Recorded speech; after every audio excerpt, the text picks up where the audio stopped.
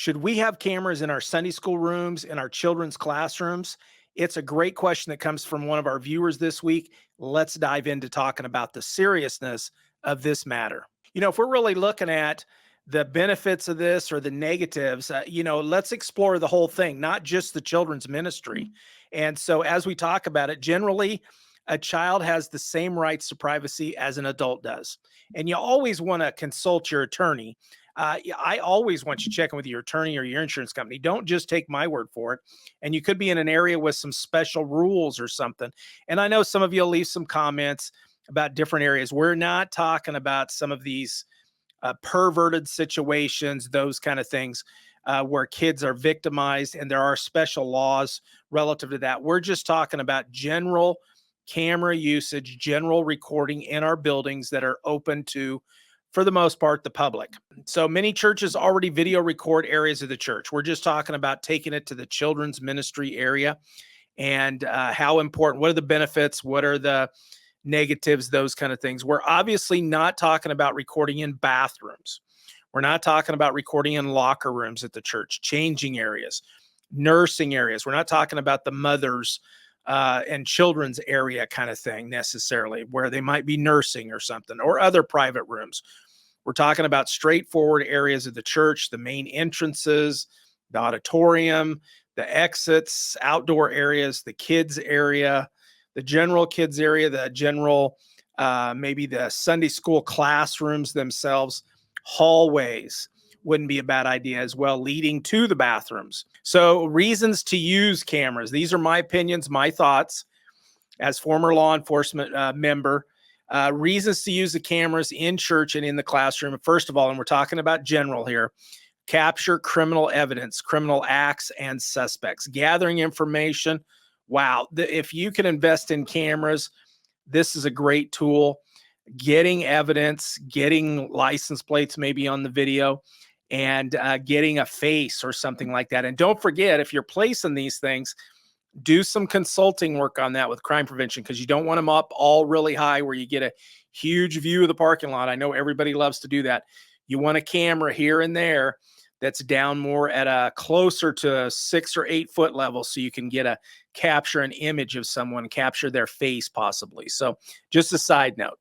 And then we also can look at crime prevention, preventing burglaries, thefts, the big ones, vandalism, maybe even arson. We can do some prevention if all of a sudden somebody comes along and sees a camera staring them in the face or looking over them.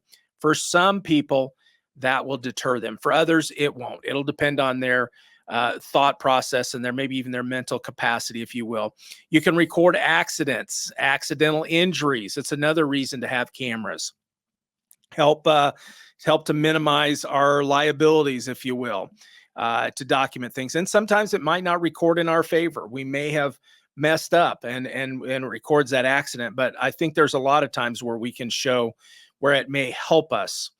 Then we talk about peace of mind for some people in different ways. And I've got some things that kind of overlap that. But for some leaders, maybe some members of the church, it just gives them peace of mind to know things are being recorded, and maybe that there's crime prevention going on, that we're capturing something. If something happens, that in itself may give people peace of mind, as well as some of these other things that we're talking about.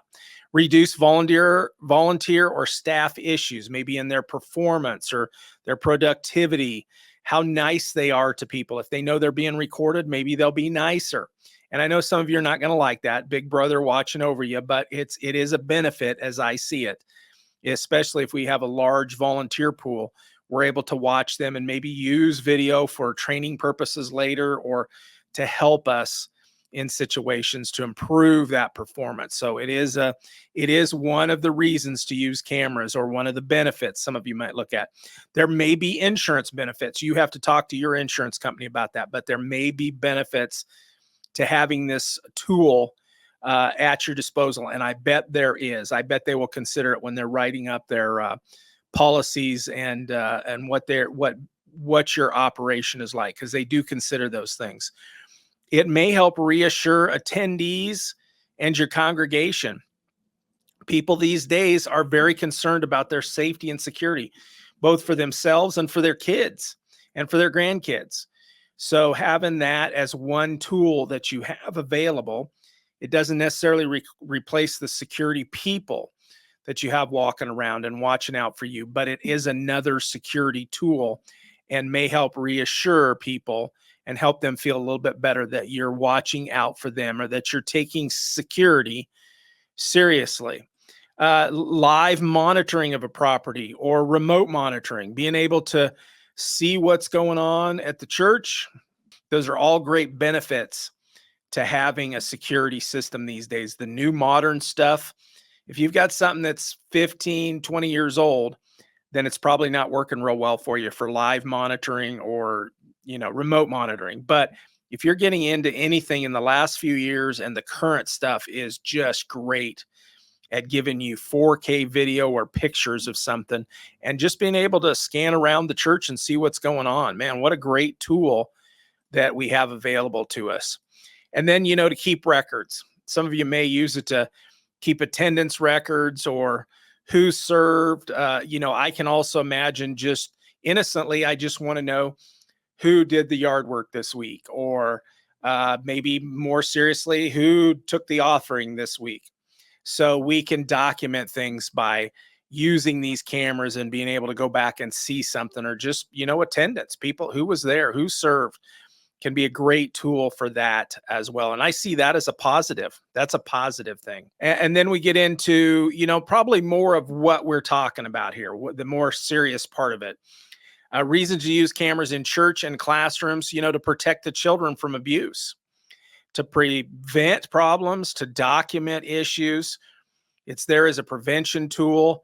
It can be something that, is hanging over somebody and they know that it's watching them and it's documenting what's going on. So if you have any kind of issues, or maybe somebody that's on the edge of causing issues in the children's area, it might help prevent that for you. And if something does happen, then you've got documentation of that. So then, protecting your volunteers and your teachers.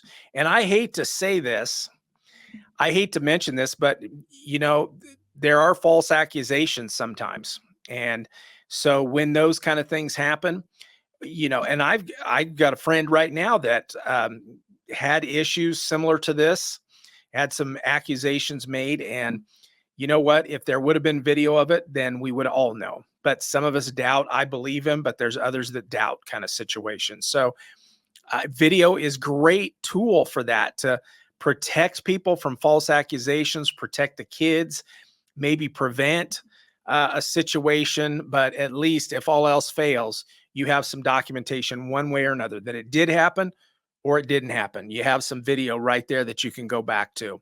And then, of course, you can protect leaders from accusations. And this could be during the week. This could be in building prep.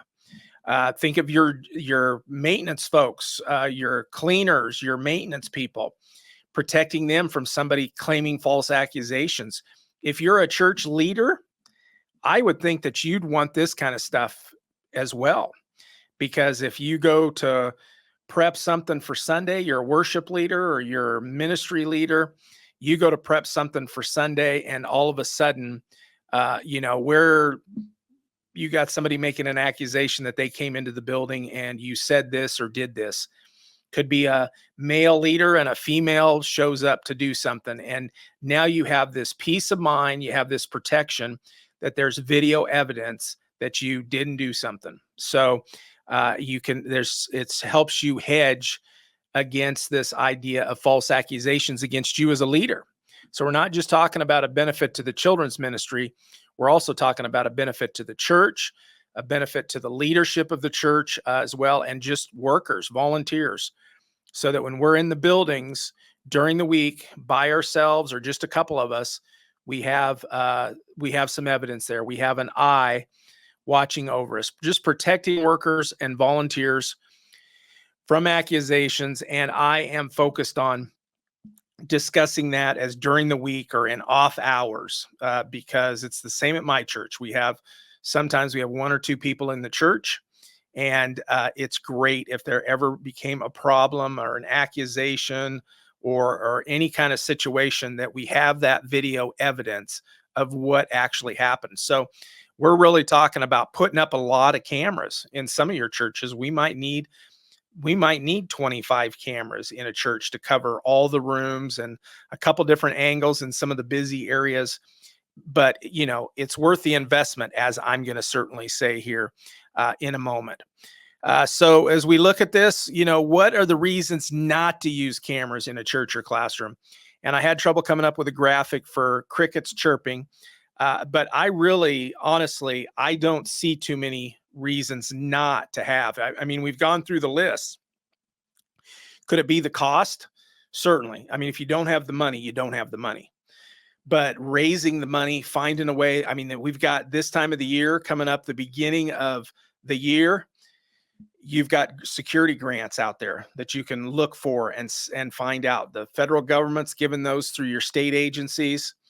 Go out and find out about those. And security cameras are well within those grants guidelines, and the reason that they'll give you money for those grants for security cameras for your building, for inside, outside, those kind of things. Find out about that, because I don't really see a reason, to be honest with you, I don't really see a reason not to have security cameras. And honestly, these days, there are systems that you can begin to build. So if you only have $400, but the one you want costs $1,900, start buying piece by piece. I mean, some of these systems you can buy the brains and a couple of cameras, and then begin to add cameras to that system and cords and wiring, so that you can begin to spread out across the church.